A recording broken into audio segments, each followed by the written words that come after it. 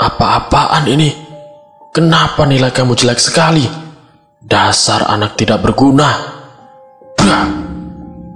Lalu sebuah pukulan mendarat di tubuhku. Rasanya sakit sekali.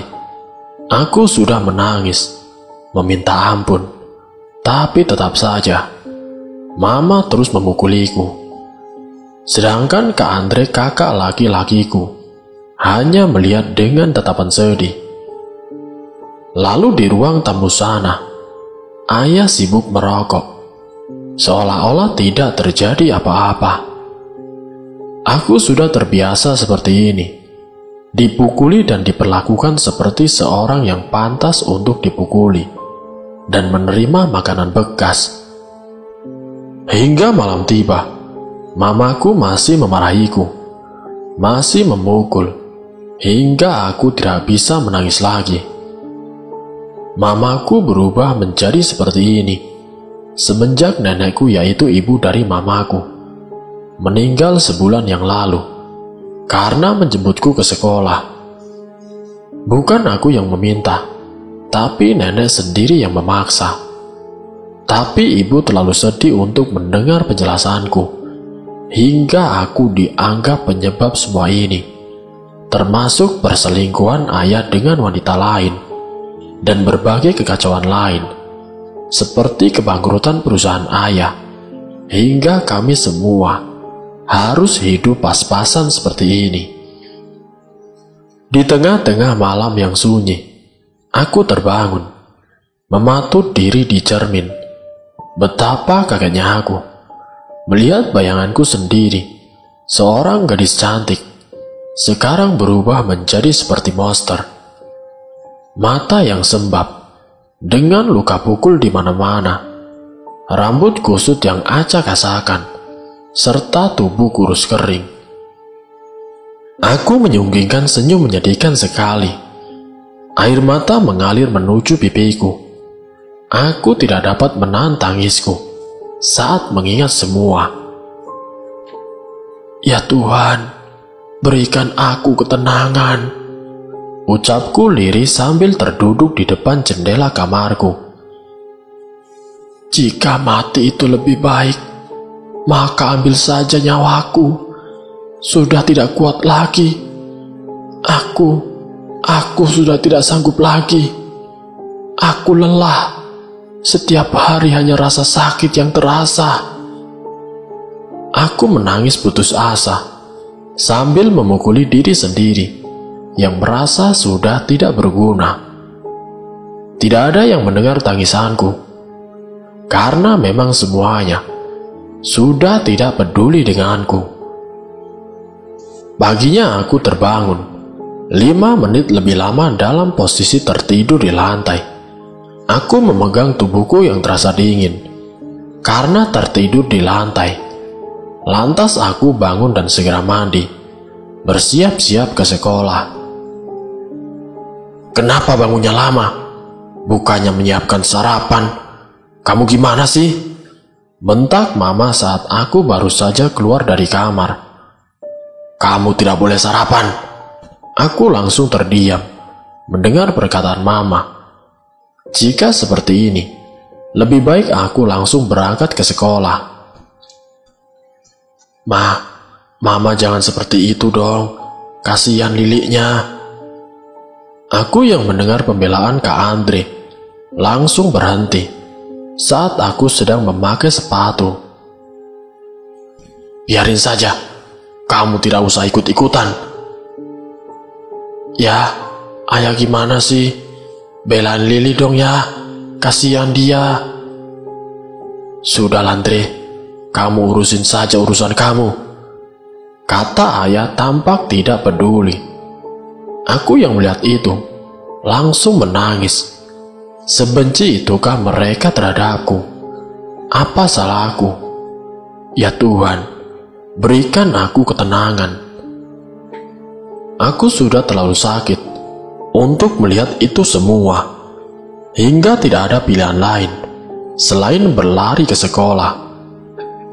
Aku berlari sekuat tenaga sambil menangis. Untung saja ini jalan yang sepi. Jarang orang atau kendaraan lain yang lewat. Hanya ada rumput ilalang yang tinggi sejauh mata memandang.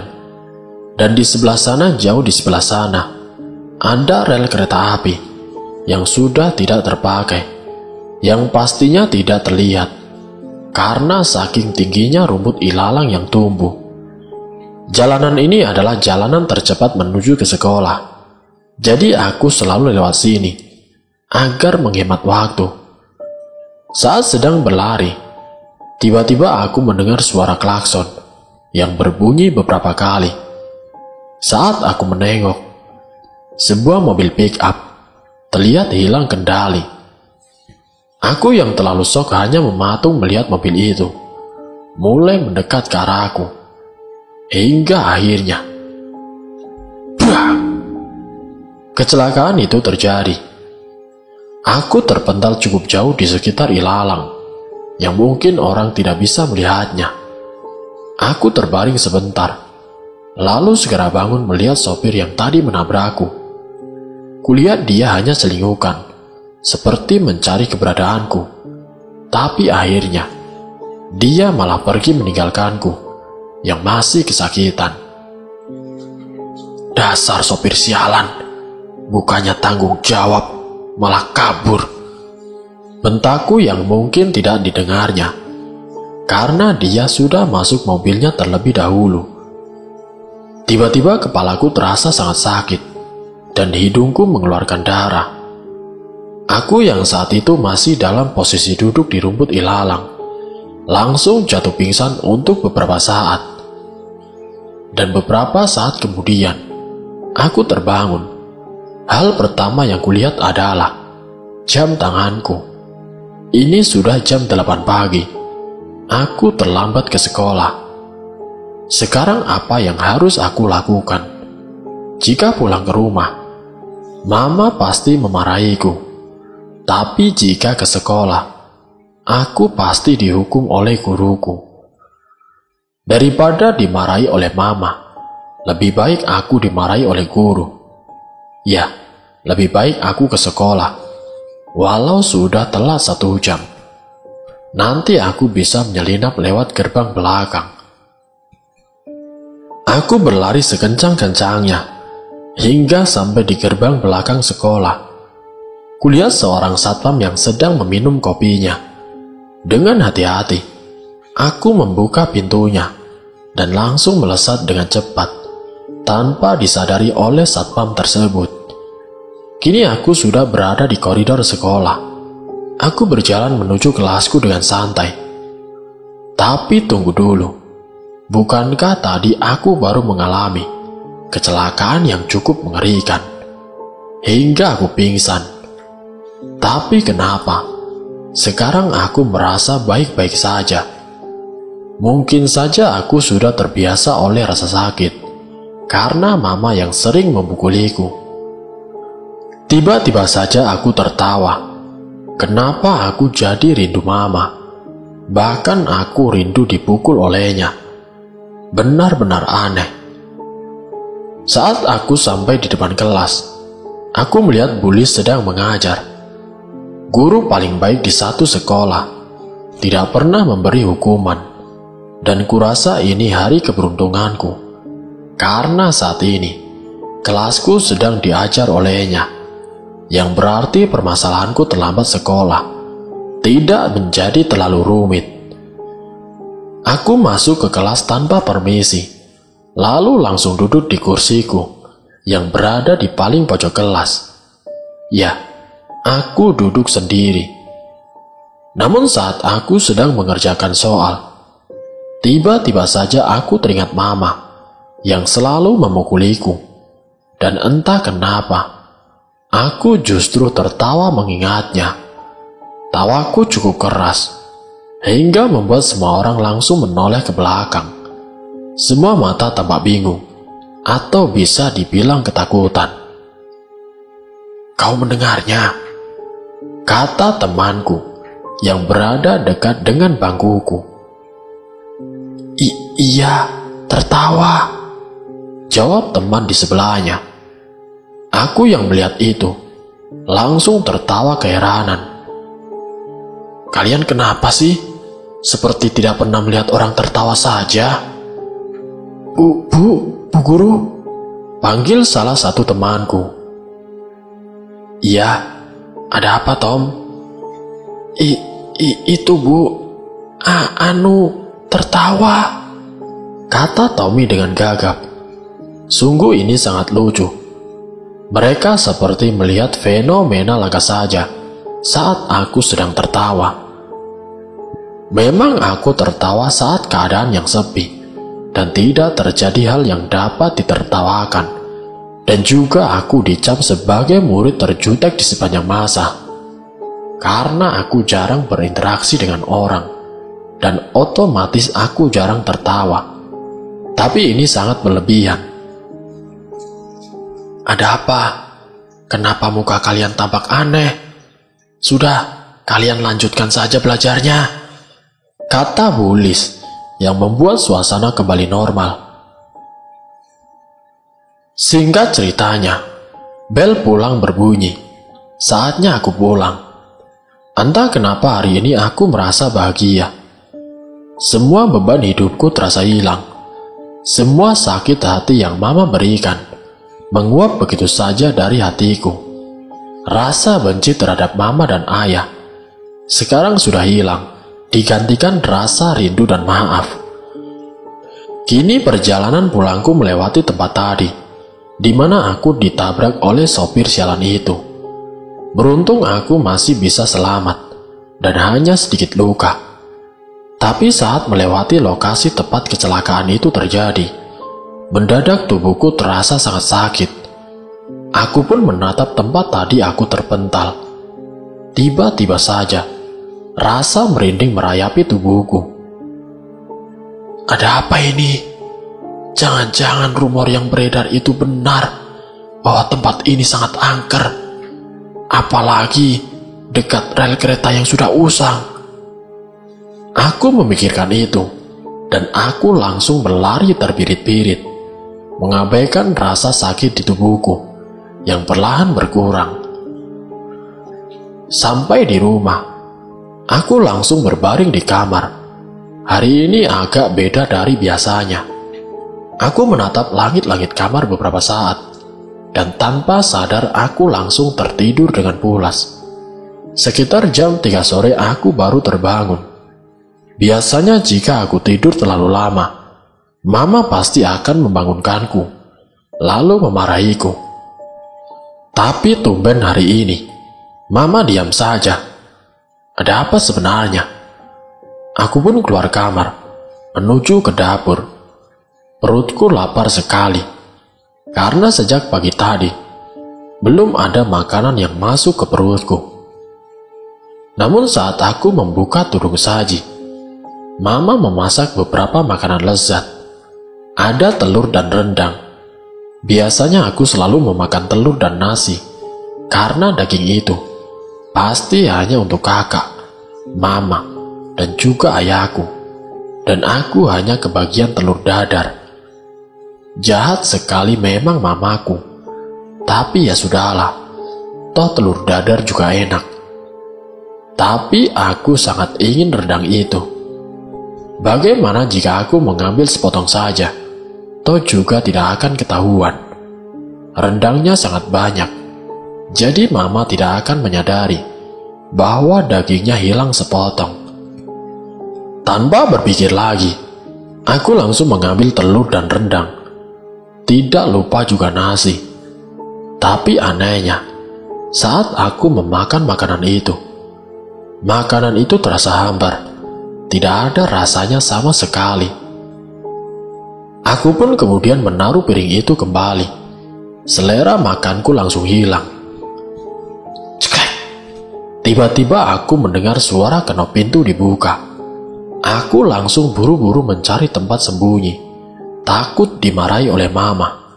Ya, seperti yang kalian tahu, Mamaku itu seperti apa. Jika ketahuan, pasti aku langsung dimarahi. Ini siapa sih yang makan gak habis? Kata Mamaku. Dan saat Mama sedang sibuk menata sayuran di kulkas, Aku langsung melesat pergi, tanpa membuat suara sedikit pun. Aku berencana untuk keluar sebentar, pergi ke taman, hanya untuk duduk-duduk di bawah pohon rindang. Setelah sampai di depan, aku melihat di depan pintu, Kak Andre sedang duduk di kursi tamu. Wajahnya tampak sangat lelah. "Kak, sudah pulang?" tanya aku. Tapi bukannya menjawab, Kak Andre justru terlihat marah. Aku yang melihat perubahan wajah Kak Andre langsung mundur karena takut. "Kenapa sih cobaanku banyak sekali?" "Kak," tanyaku sekali lagi dengan nada yang gemetar. Masih tidak menjawab. Aku pun memilih pergi dari situ untuk menuju taman. "Kak Andre kenapa sih? Kok tiba-tiba marah sendiri? Ngelihat aku saja tidak. Seolah-olah aku dianggap hantu di sampingnya." Marahku saat di jalan. Singkatnya, saat aku sampai di taman, aku langsung duduk di bawah pohon rindang. Sepi, tidak ada siapa-siapa di sana siang hari seperti ini. Mungkin karena cuacanya yang panas, jadi orang-orang lebih memilih untuk berdiam diri di rumah. Tiba-tiba saja, aku mendengar suara seorang anak kecil yang sedang menangis. Aku pun mencari sumber suara itu. Kenapa ada orang menangis di sini? Setelah aku mencari cukup lama, akhirnya aku menemukan sumber suara tangisan itu. Rupanya seorang anak kecil yang memakai baju hitam, rok merah menyala, dan menggunakan topi merah. Ya, menurutku itu seperti topi seorang pelukis. Tapi apakah tidak terlalu kuno untuk memakai pakaian tersebut di zaman sekarang? Anak kecil itu terlihat sangat lucu. Aku pun menghampiri anak itu, lalu duduk tepat di depannya. Dia sedang meringkuk, jadi aku tidak dapat melihat wajahnya dengan jelas. Tapi yang jelas, anak itu gemuk dengan kulit putih seperti susu, dengan rambut agak pirang kecoklatan. "Hei, kamu kenapa menangis?" tanyaku dengan lembut. Anak itu pun perlahan mengangkat wajahnya, dan betapa terkejutnya aku saat melihat bola mata anak itu. Matanya sungguh indah, bulu mata yang lentik, dengan mata yang berwarna agak hijau, seperti orang bule. Nama kamu siapa? Kamu tinggal di mana?" tanya aku. Tapi justru anak itu malah menangis semakin kencang, dan tiba-tiba saja memelukku dengan erat. "Takut, Kak, aku takut," rengek anak kecil itu. "Hei, kamu kenapa? Ada apa?" tanyaku keheranan. Anak itu pun menggeleng-gelengkan kepalanya. "Aku takut perang, Kak. Aku takut." Mendengar itu, aku pun langsung tertawa terbahak. "Apa? Perang? Hah?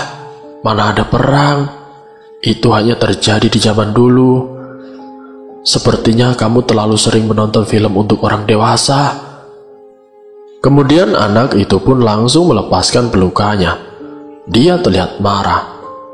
Jujur saja aku takut saat dia memasang wajah seperti itu. Sungguh sangat menyeramkan. "Jadi kakak tidak percaya padaku? Aku mengalaminya sendiri, Kak," katanya dengan wajah yang penuh dengan rasa takut dan benci.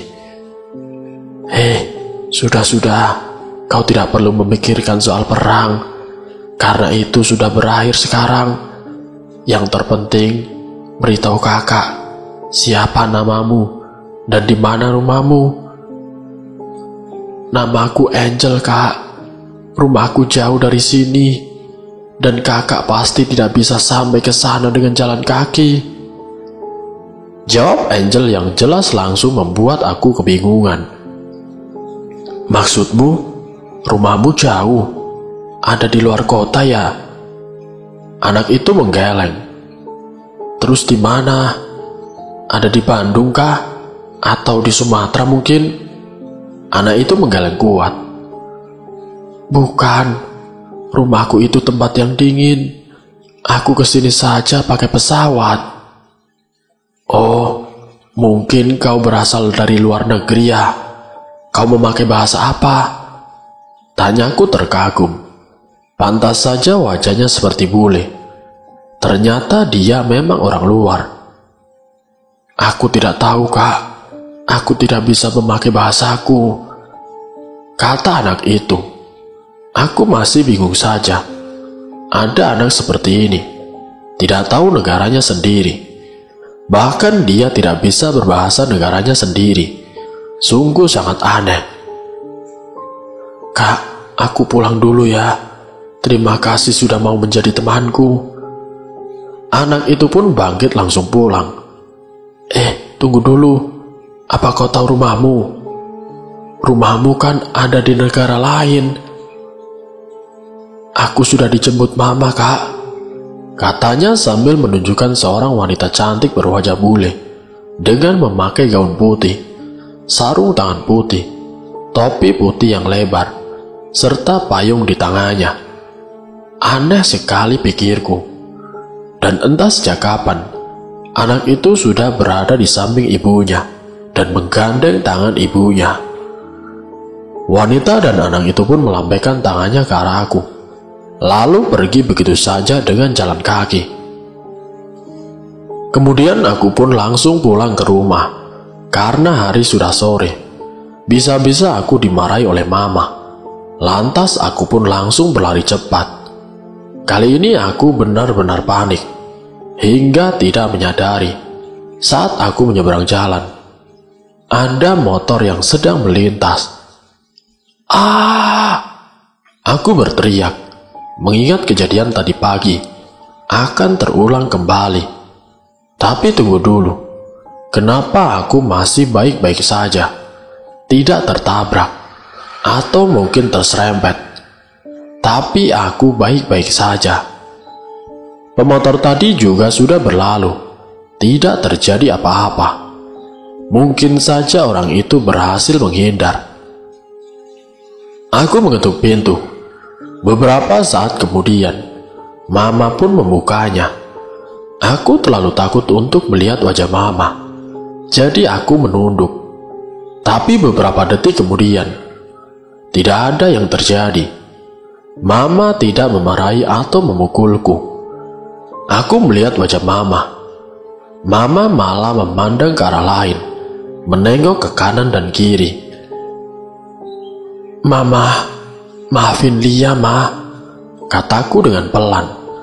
Tapi saat aku mengatakan itu, mama justru masuk tanpa memedulikan. Ini ada apa? Ada apa dengan mama? Ma, Lili minta maaf, Ma. Lili pulangnya terlambat. Mama tetap diam sambil membaca majalah di sofa. Ma, Lili minta maaf, Ma. Lili janji Lili tidak akan ngulangin lagi. Tapi jangan diamin Lili seperti ini, Ma, kataku sambil menangis. Ayah pun keluar dari kamar. Kemana anak itu? Tanya ayahku. Aku tidak tahu. Ma, ini ada apa sih? Kataku mulai frustasi. Walaupun bisa dibilang aku tidak suka mama, tapi jika didiamkan seperti ini, rasanya lebih kesal dari dimarahi atau dipukuli. Ma, Lili tahu Lili salah, tapi jangan diamin Lili seperti ini, Ma. Tetap saja tidak ada sahutan. Aku langsung berlari ke kamar Kak Andre. Tanpa mengetuk, aku langsung masuk dan duduk di pinggir kasurnya dan menangis kencang di sana. Tapi Kak Andre justru diam saja, tetap asik dengan HP-nya. Kak, aku memanggilnya. Kak, kakak kenapa sih? Jangan seperti ini dong. Kalau Lili salah, Lili minta maaf, Kak. Tetap tidak ada sahutan. Aku mulai kesal dan meraih baju Kak Andre. Dan kalian tahu, saat aku melakukan itu, rasanya kepalaku seperti ditimpa badan Kak Andre. Tembus, tidak bisa menyentuh. Seketika badanku mulai terasa sakit. Darah keluar dari hidung dan kepalaku. Aku berteriak histeris tidak percaya. Apa ini? Apa yang terjadi padaku? Lalu di pojokan kamar Kak Andre, ada seorang anak kecil dan juga wanita berdiri di sana, menatapku sambil tersenyum. Bukankah itu anak kecil yang tadi menangis di taman? Aku pun mundur perlahan. Pasalnya wajah anak itu berubah. Wajahnya hancur sebelah. Sebelah matanya keluar dan menggantung di sana. Dia menyeringai ke arahku. Dan wanita yang katanya ibunya juga mengalami perubahan wajah yang sama. Mulutnya robek sampai ke kuping. Masing-masing matanya mengeluarkan darah. Bau busuk dan anyir menusuk hidungku. Aku memandang tubuhku sendiri. Ini bahkan lebih menakutkan. Tubuhku penuh dengan darah. Kepala bagian atasku retak dan telapak kakiku terputar ke belakang. Sungguh ada apa ini? Apa yang terjadi? Sungguh menyakitkan. Badanku seperti dipukul oleh batu yang sangat besar.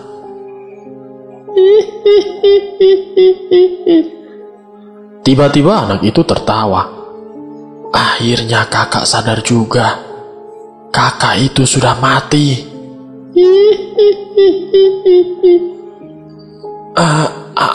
Apa maksud kamu? Aku belum mati. Aku belum mati. Tidak.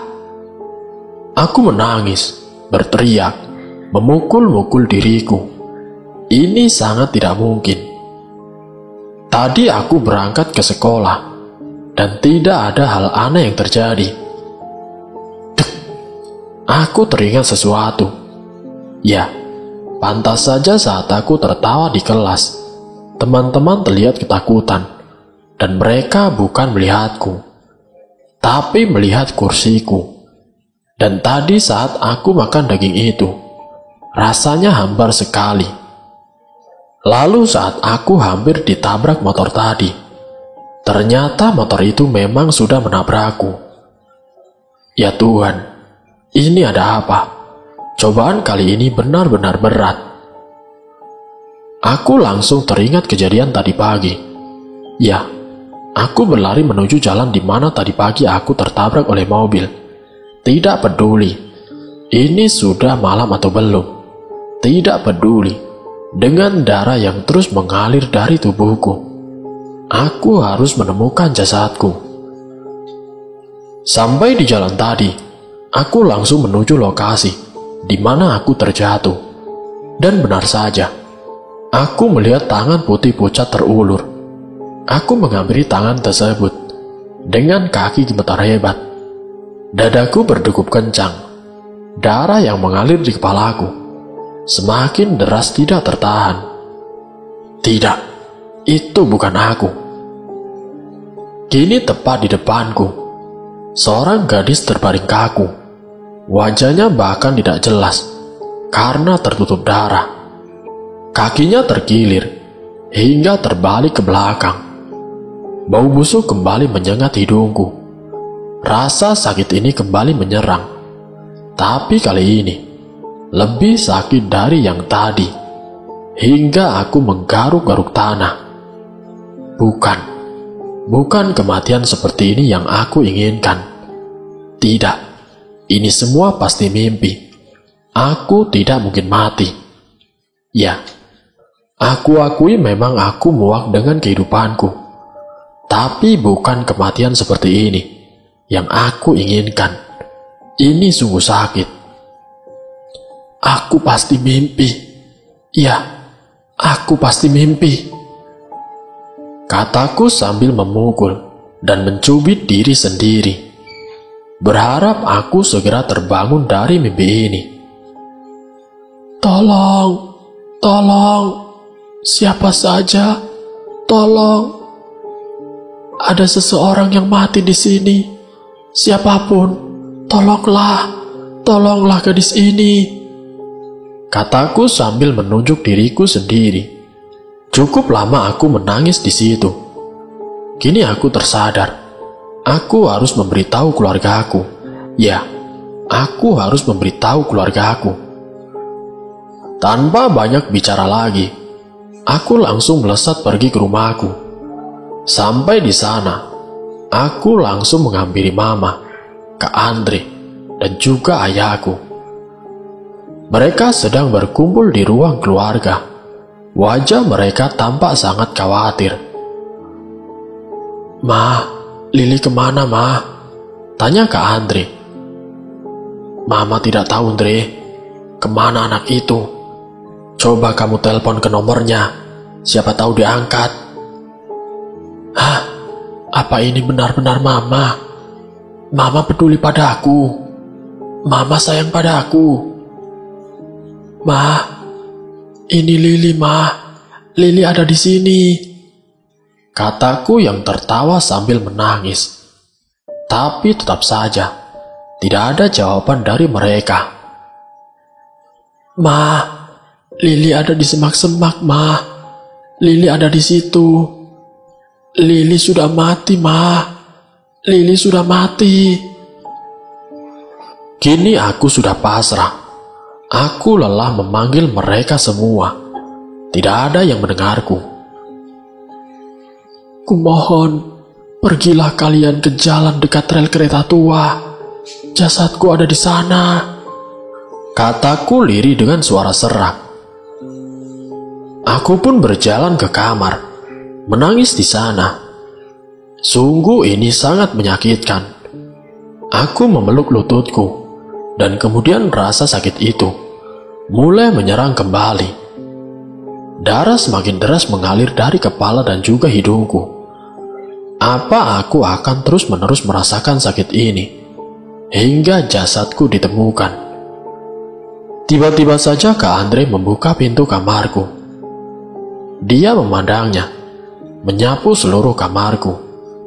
Lalu di depan sana, tampak Mama dengan wajah khawatir. "Kemana dia?" kata Mamaku. Sedangkan Kak Andre hanya menggeleng pasrah. "Lili, Mama mohon kembalilah, Li," lirih Mamaku.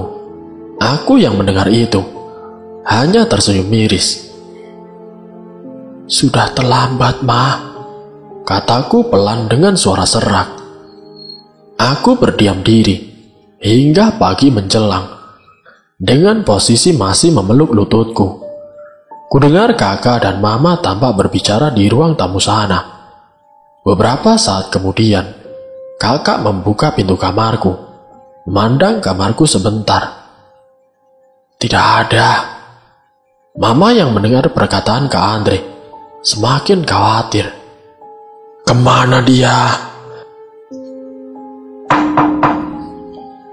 Ada seseorang yang mengetuk pintu rumah dengan sangat kuat, atau bisa dibilang menggedor-gedor. Merasa tertarik, aku pun ikut keluar untuk melihat apa yang terjadi. Mama kemudian membuka pintu itu. "Ada apa ya?" "Bu, gawat, Bu," kata Pak Jajang yang panik. Sedangkan Mama dan juga Kak Andre saling menatap bingung. "Ini ada apa, Pak?" "Gawat, Bu, gawat. Itu, Lili, Bu. Lili anak Ibu." Aku yang mendengar namaku disebut langsung tersenyum. Apakah ada orang yang menemukan jasadku? "Iya, ada apa dengan Lili, Pak? Lili kenapa?" Mama panik sambil mengguncang-guncang tubuh Mang Jajang. Itu, Bu.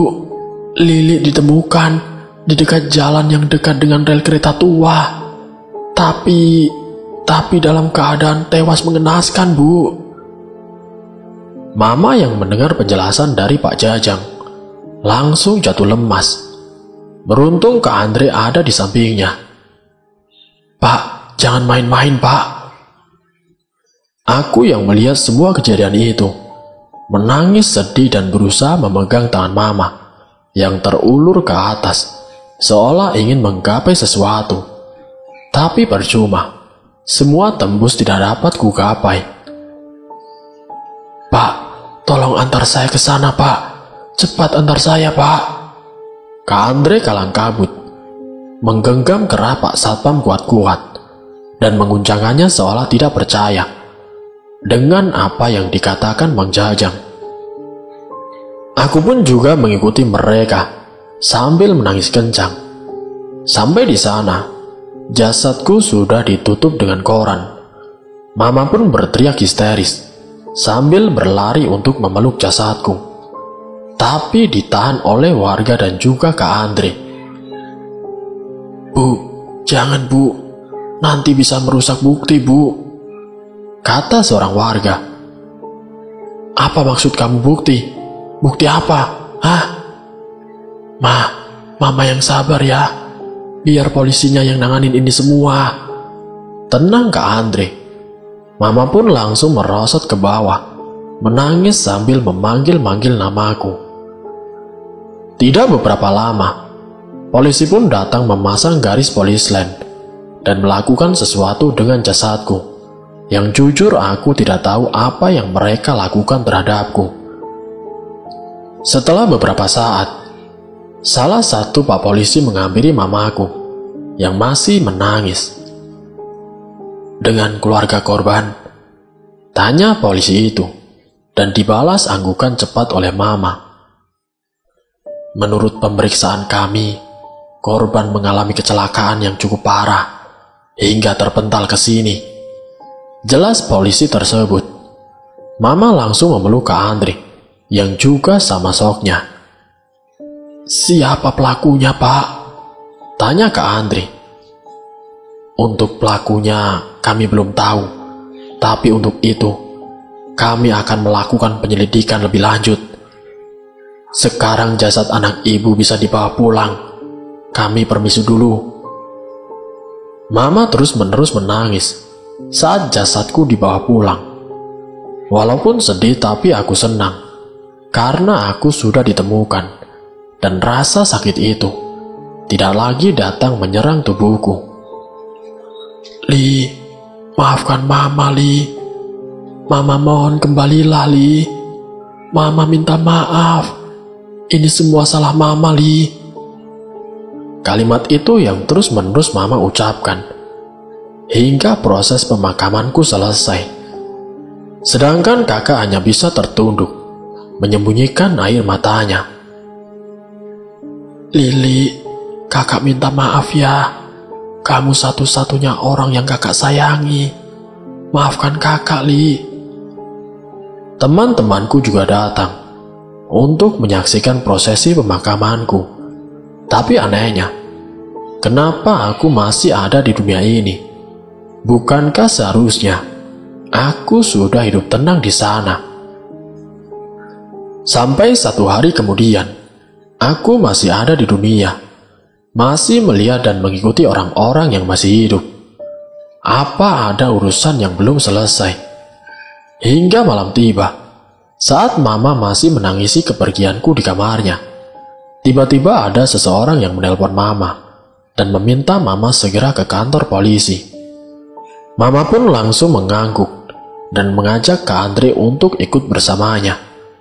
Sampai di sana, terlihat seorang laki-laki botak, tengah tertunduk dan tangannya diborgol. Selamat malam. Ini adalah pelaku yang sudah menabrak anak ibu. Dia kami tangkap di kediamannya. Setelah kami mewawancarai, akhirnya pelaku tersebut mengakui kesalahannya dan berkata bahwa dia tidak sengaja. Jelas polisi itu. Ya, benar. Saat orang itu mengangkat wajahnya, orang itu memang orang yang sudah menabrakku. Dasar karena dirimu, aku telah mati. Mendengar itu, Mama langsung menangis histeris dan memukul-mukul pria tersebut. Karena kamu, anakku mati. Ini semua salahmu. Dasar keterlaluan kau. Kembalikan anakku. Kembalikan. Mama mengguncangkan tubuh pria tersebut. Lalu pria itu akhirnya membuka mulutnya. Maaf Bu, maafkan saya. Saya tidak sengaja. Saya tidak ada maksud apapun. Aku yang melihat itu terus menangis. Ada rasa sesal di hati. Tapi aku bahagia. Akhirnya orang yang telah menabrakku kini telah ditemukan. Namun tiba-tiba saja dari belakang ada yang menepuk pundakku. Bukannya tidak ada yang bisa melihatku. Ini ada apa? Apa ini seseorang yang mempunyai mata batin? Aku kan sudah mati. Ternyata saat aku menengok ke belakang, dia adalah nenek. Nenekku. Bagaimana bisa nenek ada di sini? Lili, sapa nenek dengan suara lirih. Nenek tidak berubah sama sekali. Nenek, kenapa nenek ada di sini, Nek? Kataku lalu menangis sambil memeluk nenekku. Kamu sedih ya, Cu? Mama kamu jahat padamu ya? Tidak, Nek. Mama baik kok, Nek. Mama baik. Ya sudah, ayo sekarang kita pulang. Aku langsung melepaskan pelukanku. Pulang? Pulang kemana, Nek? Nenek langsung tersenyum lembut. Kita pulang ke tempat di mana seharusnya kita berada.